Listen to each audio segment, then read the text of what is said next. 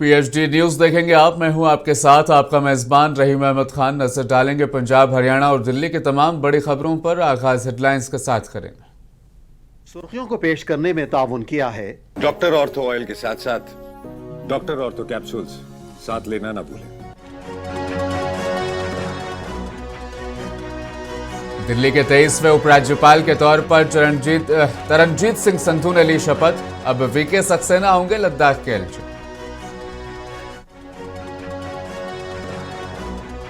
Bharat America व्यापार समझौते पर पंजाब सरकार का कड़ा रुख। सीएम मान ने कहा, राज्यों से सलाह किए बिना लिया गलत फैसला।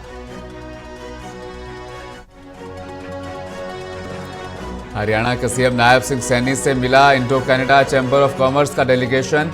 कनाडा के साथ मिलकर एआई और स्मार्ट गवर्नेंस पर काम करने को लेकर हुई चर्चा।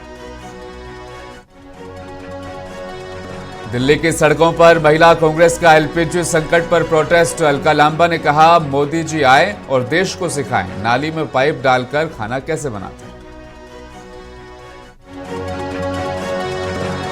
पंजाब और हरियाणा के होटल रेस्टोरेंट्स पर बड़ा संकट। सिलेंडर की सप्लाई हुई ठप। शादी समारोह का खर्चा बढ़ जाएगा। लोग घरों में भी ले रहे हैं इंडक्शन का सहारा। दिल्ली के नवनियुक्त उपराज्यपाल तरनजीत सिंह संधू ने आज लोक निवास में पद और गोपनीयता की शपथ ली। दिल्ली उच्च न्यायालय के मुख्य न्यायाधीश देवेंद्र कुमार उपाध्याय ने उन्हें शपथ दिलाई। संधू राष्ट्रीय राजधानी के 23वें उपराज्यपाल होंगे। Office of Lieutenant Governor of the National Capital Territory of Delhi and will, to the best of my ability, preserve, protect and defend the Constitution and the law, and that I will devote myself to the service and well-being of the people of Delhi. I,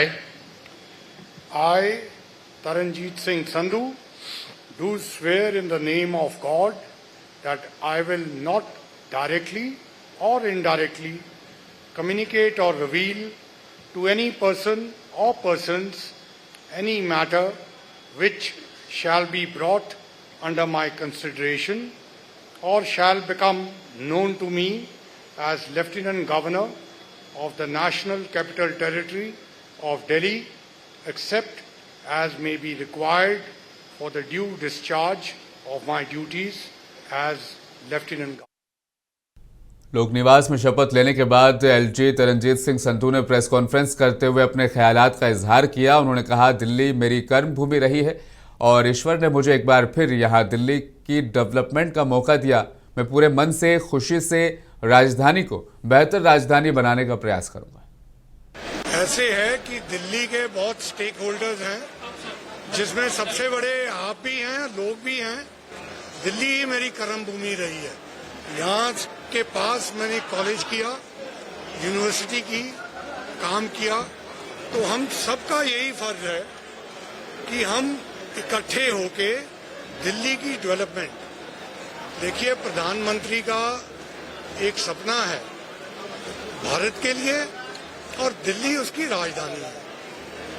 हमें दिल्ली को उस लक्ष्य तक पहुंचाना है कि कहीं भी आप खुशी से ये कहें कि ये हमारी राजधानी है। और इसमें आपने एक ड्यूली इलेक्टेड गवर्नमेंट है यहाँ, उनकी रिस्पॉन्सिबिलिटी है और उनके साथ हम सब, आप सबकी, सब स्टेक होल्डर्स की स्वागत करती हूँ माननीय एलजी महोदय का कि आप दिल्ली को और अधिक गति से बढ़ाने के लिए यहाँ आए हैं और हमारा पूरा विश्वास है कि आपके यहाँ होने से दिल्ली की गति और बढ़ेगी, दिल्ली की समस्याओं को और समाधान मिल पाएगा और आपके मार्गदर्शन में, आपके दिशा निर्देश के अनुसार दिल्ली सरकार काम करेगी, सदैव आपके आशीर्वाद के साथ।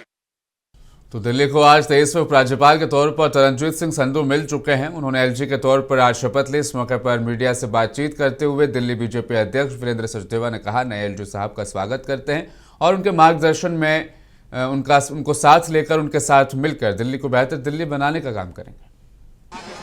देखिए, दिल्ली के जो माननीय उपराज्यपाल जिन्होंने आज शपथ लिया संधू साहब ने, बहुत ही अनुभवी प्रशासनिक अधिकारी रहे हैं और मुझे लगता है कि उनके अनुभव का लाभ निस्संदेह दिल्ली को मिलेगा और जिस तरह से दिल्ली विकसित दिल्ली बनने की तैयारी कर रही है तो उसमें माननीय उपराज्यपाल जी का सानिध्य और मार्गदर्शन हमारी सरकार के लिए बहुत प्रेरणादायक रहने वाला है। देखिए, ये एलजी साहब बहुत विजनरी हैं। हमारे पहले एलजी साहब का पहले मैं धन्यवाद करता हूं। उनका बहुत बड़ा कंट्रीब्यूशन रहा दिल्ली को ठीक करने में, दिल्ली को आबाद करने में, और उन्हीं के कंट्रीब्यूशन के कारण ही दिल्ली में बहुत बदलाव आया है। हमें यकीन है तरनजीत सिंह संधू जिनका बहुत बड़ा एक्सपीरियंस भी है, जिनकी लेगेसी है बहुत बड़ी, उनके आने से बहुत दिल्ली में बदलाव आएगा। I think the best part is that we've got somebody who is so experienced and somebody who has got so much to give to not just the people of Delhi but the country, and he's already done that as ambassador in various countries, and I think we are more than proud. And Delhi के पूर्व lieutenant governor Vinay Kumar Saxena, जिन्हें हाल ही में लद्दाख का lieutenant governor बनाया गया है, उनके लिए आम आदमी पार्टी ने कालिंदी कुंज यमुना घाट पर एक फेयरवेल टी पार्टी रखी। पार्टी के नेता सौरभ भारद्वाज, संजीव झा, कुलदीप कुमार और सहीराम पहलवान इस मौके पर मौजूद रहे। आप नेताओं ने इल्जाम लगाया कि एलजी ने सरकारी खर्चे पर फेयरवेल इवेंट किया, जिसमें भारतीय जनता पार्टी के नेताओं को बुलाया गया, जबकि आम आदमी पार्टी के किसी भी नेता को नहीं बुलाया गया। इसीलिए उन्होंने कालिंदी कुंज घाट पर एक टी पार्टी खुद ही रख ली। सरकारी खर्चे पे दी, कोई अपनी जेब से तो दी नहीं। और उस फेयरवेल पार्टी में भारतीय जनता पार्टी के लोगों को बुलाया।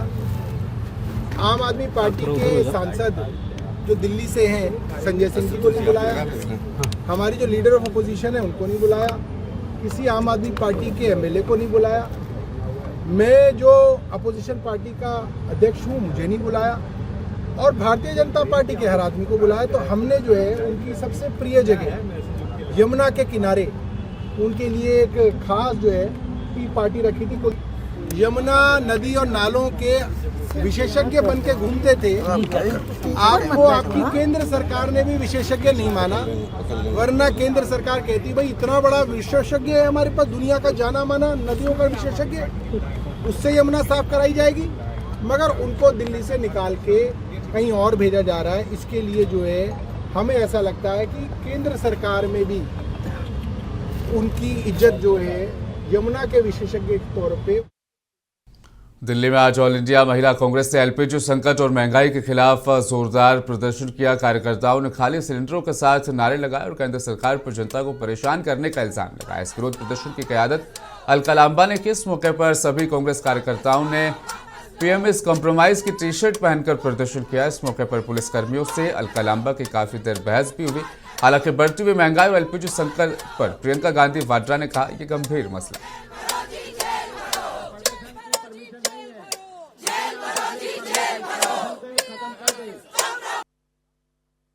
मतलब कितना बर्दाश्त करेगी जनता, कितना इन 10 सालों में अगर आप देखें, चाहे हर चीज़ के दाम बढ़ गए हैं, बेरोजगारी बढ़ रही है, अब एलपीजी की सिचुएशन को देखिए, कितना बर्दाश्त करेगी। और इनकी पॉलिसीज, इनकी नीतियों की वजह से। और अगर सदन में अच्छी चर्चा होती इन चीज़ों पे तो अच्छा होता। सड़कों पर प्रदर्शन करने के बाद महिला कांग्रेस की अध्यक्ष अलका लांबा ने पीएम मोदी पर जमकर निशाना साधा। उन्होंने कहा देश में एलपीजी संकट है और पीएम मोदी चुनावी राज्यों में चुनाव प्रचार में लगे हैं। इस प्रेस कॉन्फ्रेंस के दौरान अलका लांबा ने लकड़ी वाले चूल्हे को टेबल पर रखकर अपनी नाराजगी का इजहार किया। देश के प्रधानमंत्री नरेंद्र मोदी जी इस समय जब देश की संसद चल रही है और देश में त्राहिमाम है, आपको दिल्ली संसद में देश के प्रति जवाबदेही के लिए खड़ा होना चाहिए। तो और देश के प्रधानमंत्री, हम देश के प्रधानमंत्री जी को कहते हैं लौटिए दिल्ली संसद में उस नाली की गैस की टेक्नोलॉजी का एक बार फिर से व्याख्यान करिए, जो ऐसा महान साइंटिस्ट आपने बताया। हम आपका वीडियो हमारे पास है, हम उसको दिखा रहे हैं कि देश में अगर गैस की किल्लत हो तो किस तरीके से आपने बताया कि नाली की गैस से आप इस आपदा, इस समस्या से निकल सकते हैं। सिंपल सी टेक्नोलॉजी, तो सिंपल सी टेक्नोलॉजी को प्रधानमंत्री जी बताइए और इस आपदा से बाहर लाइए। प्रधानमंत्री नरेंद्र मोदी जी के कार्यकाल में यह पहली बार देश पे आपदा नहीं आई है। आपने इससे पहले देखा कि नोटबंदी की तो पूरे देश को एटीएम की लाइनों पर लगाकर खड़ा कर दिया। करोड़ों लोग देश में एटीएम की लाइनों में खड़े थे। उसके बाद कोरोना बंदी हुई तो करोड़ों लोगों को ऑक्सीजन की किल्लत के कारण ऑक्सीजन की लाइनों में खड़ा होते हुए हमने लगे हुए देखा। शमशान घाट में लाइनें लगाते हुए हमने देखा। और आज गैस के सिलेंडर की जो हालत कर दी है, सच्चाई है कि आज पूरा देश ट्रंप बंदी का शिकार है। और वो बंदी, वो गुलाम किसी और को नहीं, देश के प्रधानमंत्री नरेंद्र मोदी जी को ट्रंप ने बना दिया है। अमेरिका, इजरायल और ईरान में छिड़े युद्ध के कारण दुनिया में एलपीजी की सप्लाई मुतासिर हुई है, जिससे भारत भी अछूता नहीं रहा। पश्चिम एशिया में युद्ध की वजह से एलपीजी की सप्लाई रुक गई। इससे देश में गैस का संकट गहराया हुआ है। भारत में बड़े शहरों यानी बेंगलुरु, मुंबई, चेन्नई के होटल्स और रेस्टोरेंट्स को बंद करने की कगार पर उन्हें पहुंचा दिया गया है। तो वहीं पंजाब के जलंधर में भी कमर्शियल गैस सिलेंडरों की आपूर्ति बंद हो गई, जिससे होटल उद्योगों को भारी परेशानियों का सामना करना पड़ रहा है। होटल, रेस्टोरेंट, केटर्स पुराने स्टॉक पर निर्भर हो रहे हैं।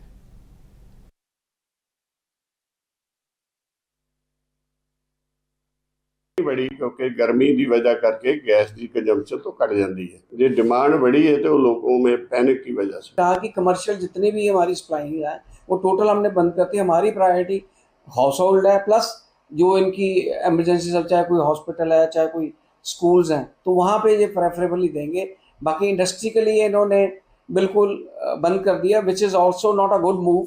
सेंटर गवर्नमेंट मेजर लेवल पे आपस में एसोसिएट करके इस तरह की होर्डिंग्स को, ब्लैक मार्केटिंग को रोकने के लिए जो विजिलेंस के हिसाब से जैसा भी इनका सिस्टम होता है वो एक्ट करें और इस चीज़ को बिल्कुल इस टाइम पे। हरियाणा के कई जिलों में पिछले 2-3 दिनों से कमर्शियल एलपीजी सिलेंडरों की सप्लाई प्रभावित होने लगी है। झज्जर, बहादुरगढ़, फतेहाबाद, यमुनानगर, सिरसा, पानीपत, इसी तरह जींद, भिवानी, कुरुक्षेत्र, चरखी दादरी, अंबाला और कैथल में एजेंसियों तक नई खेप नहीं पहुंचने की इतला मिल रही है। कई स्थानों पर एजेंसियां पुराने स्टॉक से सीमित सिलेंडर्स दे रही है। कमर्शियल सिलेंडर्स की किल्लत से ढाबे, रेस्टोरेंट, फास्ट फूड सेंटर और छोटे उद्योगों की चिंता बढ़ने लगी है। भिवानी में गैस एजेंसी के बाहर लोगों की भीड़ आज देखी गई। एक महिला ने 2 महीने पहले बुकिंग कराई थी, लेकिन सिलेंडर न मिलने की शिकायत अब उन्होंने दर्ज कराई है। 2 महीना हो गया यहाँ से सिलेंडर उठाए, बुकिंग करवाए 4 दिन हो गया, मेरे घर में सिलेंडर नहीं जाता है। रहे लेने, लेकिन अभी देखो सर्वे डाउन बता रहे। सरकार से विनती करते हैं कि समय पर सिलेंडर दिया जाए। आम आदमी पार्टी प्रमुख अरविंद केजरीवाल ने भी एलपीजी संकट पर बयान दिया। एलपीजी संकट के चलते होटल्स और रेस्टोरेंट पर पड़ने वाले प्रभाव से 1 करोड़ लोगों के बेरोजगार होने का खदशा उन्होंने जाहिर किया है। इस वक्त देश बहुत गंभीर संकट से गुजर रहा है। पूरे देश में एलपीजी गैस जिसे हम बोलते हैं, जो घरों में खाना बनाने के भी काम आती है, रेस्टोरेंट में, इंडस्ट्री में, तरह तरह से लोग इसका इस्तेमाल करते हैं, एलपीजी सिलेंडर का, गैस का। इसकी देश में भारी किल्लत हो गई है और उसका कारण है कि पूरे देश में जितनी डेली प्रोडक्शन होती है उसकी 50% प्रोडक्शन कम हो रही है, 50% प्रोडक्शन कम हो रही है। ये कैसे, मैं आपको थोड़ा समझाता हूँ। हमारे देश में जितनी एलपीजी की खपत है उसका 60% इंपोर्ट होता है और उस 60% इंपोर्ट का 90% स्ट्रेट ऑफ हॉर्मुज से आता है। और स्ट्रेट ऑफ हॉर्मुज अब इंडिया में जितना आता था इंडिया के लिए बंद हो गया, तो 90% इंपोर्ट्स कम हो गए हैं। तो लगभग 50-55% प्रोडक्शन हमारे देश की एलपीजी की कम हो गई है। इसका सबसे ज्यादा खामियाजा इस वक्त इमीडिएटली रेस्टोरेंट्स और होटल बर्दाश्त कर रहे हैं। सरकार ने आदेश जारी किया है कि रेस्टोरेंट और होटल्स को एलपीजी गैस मुहैया नहीं कराई जाएगी। रेस्टोरेंट्स एंड होटल्स एलपीजी की स्टॉक नहीं रख सकते, वो उसको स्टोर करके नहीं रख सकते क्योंकि सेफ्टी कंसर्न्स होते हैं। तो जितने एलपीजी सिलेंडर उनको रोज चाहिए होते हैं उतनी डेली की डेली उनको सप्लाई की जाती है। तो अब एकदम से अगर एलपीजी बंद हो गई तो उनके पास तो 2 दिन का भी स्टॉक नहीं है, 1 दिन का भी स्टॉक नहीं है। इसकी वजह से अब मुंबई में 20% होटल और रेस्टोरेंट बंद हो चुके हैं। और लगभग अगले 2 दिन के अंदर 50% रेस्टोरेंट और होटल बंद होने जा रहे हैं।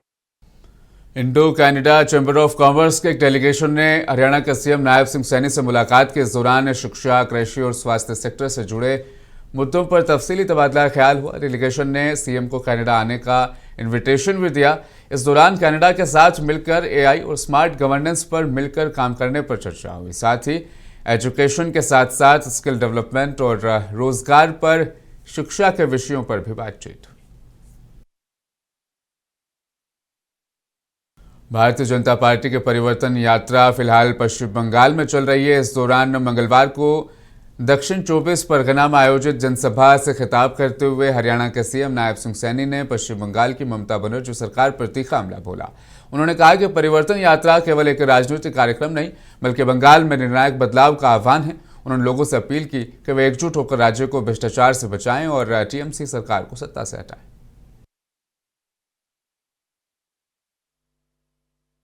बंगाल ने वंदे मातरम का उद्घोष किया। आज वही बंगाल भ्रष्टाचार, तुष्टीकरण और हिंसा की बेड़ियों में आज जकड़ा हुआ महसूस कर रहा है।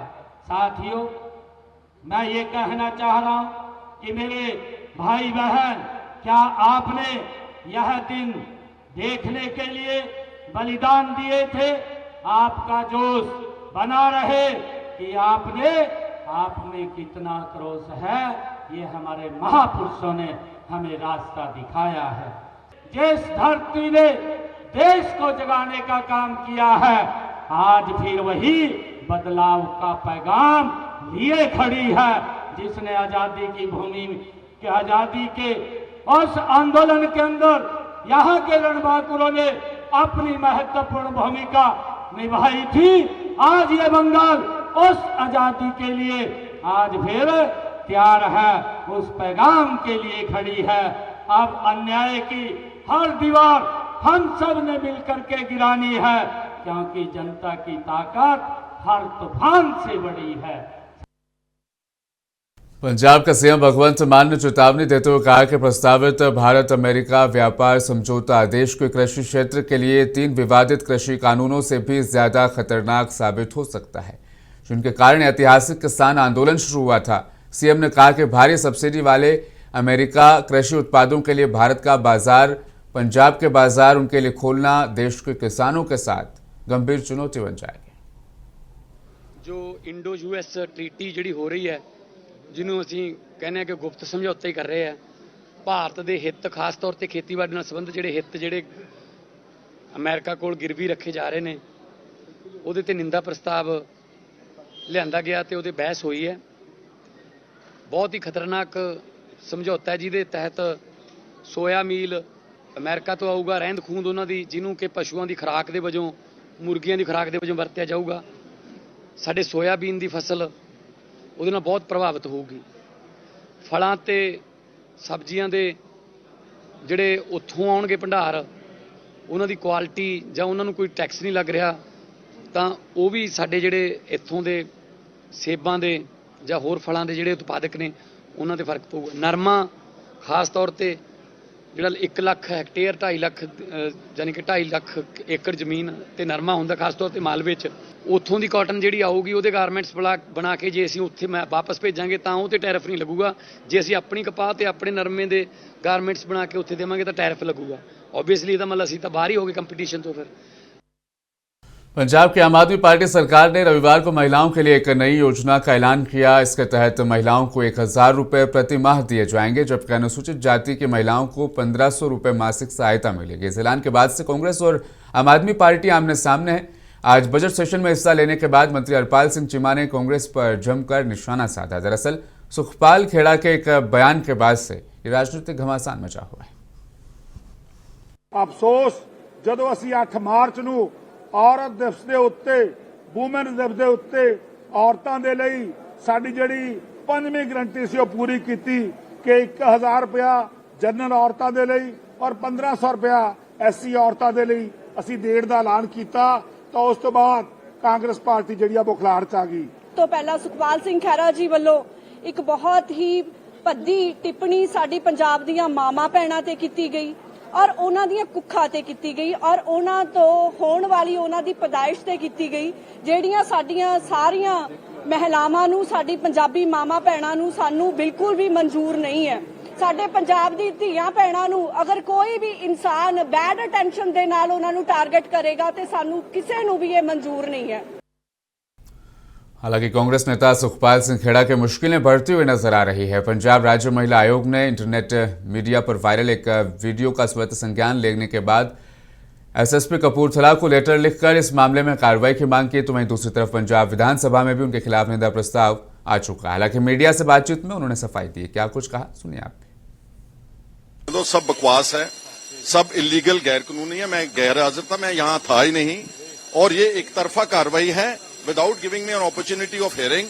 और दूसरी बात कि अगर मेरे खिलाफ निंदा प्रस्ताव लेकर आए कि औरतों का अपमान किया, तो भगवंत मान ने जो इंटरनेशनल विमेंस डे के ऊपर औरतों को क्या बोला, भाभी बोला, क्या बोला, पटोला शब्द बोला, क्या बोला, परिंड शब्द बोला, क्या बोला, पाकिस्तान का झंडा बोला, क्या उनके खिलाफ निंदा प्रस्ताव लाने की हिम्मत रखता है पंजाब का speaker?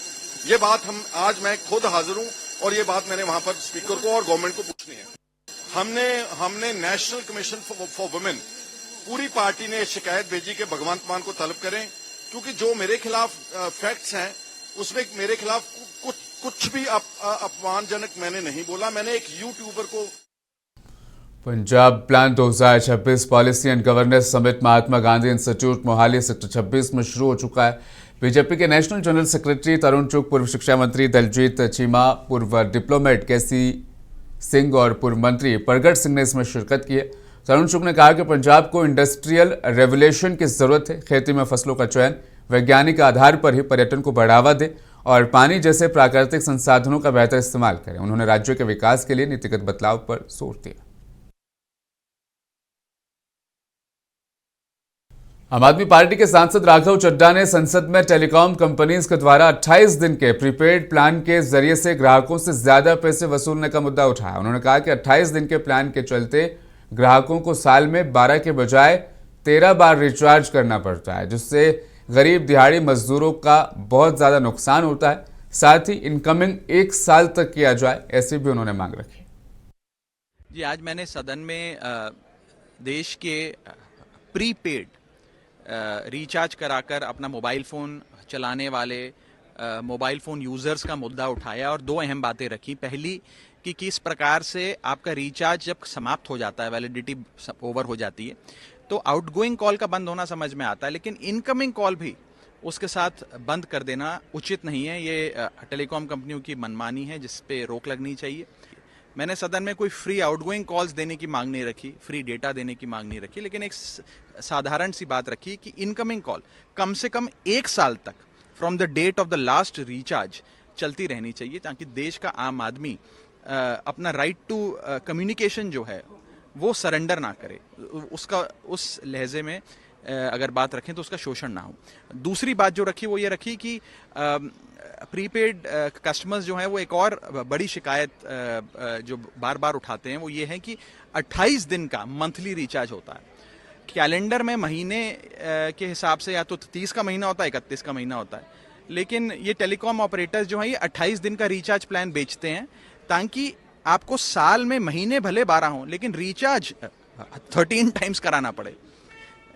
13 times into 28 days is equal to 364 days, यानी कि अगर आपको साल भर की वैलिडिटी चाहिए तो आपको 13 बार रिचार्ज कराना पड़ेगा, जो एक प्रकार से क्लेवर स्ट्रेटेजी है, जिसके चलते एक अतिरिक्त रिचार्ज टेलीकॉम ऑपरेटर जनता से कराते हैं, जो ठीक नहीं है, जो बंद होना चाहिए। और मंथली प्लान्स कैलेंडर के महीने के हिसाब से या तो 30 के या 31 के महीने के हिसाब से होना चाहिए। जैसे कि दुनिया में हर जगह बिलिंग साइकिल महीने के हिसाब से होती है, आपको सैलरी बिलिंग साइकिल के हिसाब से मिलती है, बैंक की EMI हो, लैंडलॉर्ड का रेंट हो, तमाम चीज़ें कैलेंडर महीने के हिसाब से 30 या 31 दिन के हिसाब से होती हैं। उसी प्रकार रिचार्ज प्लान भी। PHD न्यूज़ में आज के लिए फिलहाल बस इतना ही। मुझे दीजिए इजाज़त, बने रहें मुंसिफ टीवी के साथ।